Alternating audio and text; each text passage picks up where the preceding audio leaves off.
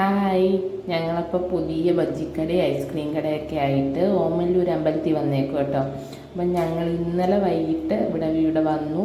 എന്നാൽ ഒരു സൈഡിൽ കൂടെ സാധനങ്ങളൊക്കെ എത്തിച്ചിട്ടുണ്ട് കേട്ടോ. അപ്പം ഞാനും ചേച്ചിയും പിള്ളേരും എല്ലാവരും ഒന്ന് കാണാമെന്ന് മേച്ചടക്കെ ഇറങ്ങിയതാണ്.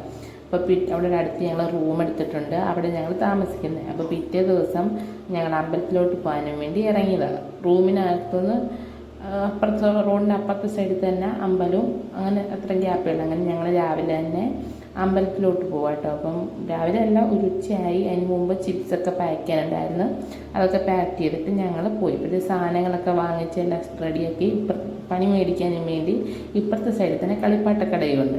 പിള്ളേർ സെറ്റെല്ലാം അവിടെ. അത് കഴിഞ്ഞപ്പോൾ ഞാനും തമ്പൂരും കൂടെ കുറച്ച് നേരം റീൽസൊക്കെ എടുത്തു.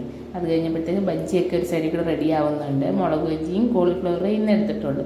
പിന്നെ നമുക്ക് ചിപ്സിൻ്റെയൊക്കെ കച്ചവടം ഉണ്ട്. അതിൻ്റെ ഇടയിൽ കൂടെ ചേട്ടൻ കുളത്തിൽ കുളിക്കാൻ പോയി. അപ്പം ഞാനും അത് കാണാൻ വേണ്ടി അവിടെ ചെന്നിരുന്നു. അവിടെ അപ്പോഴത്തേക്ക് ആറാട്ട് കഴിഞ്ഞിട്ട് ആനയൊക്കെ വന്നു. അപ്പോൾ ഇന്നത്തെ വീഡിയോ ഇത്രയൊക്കെയുള്ളൂ. വീഡിയോ ഇഷ്ടപ്പെടാൻ ലൈക്ക് ചെയ്യണേ. ടാറ്റാ.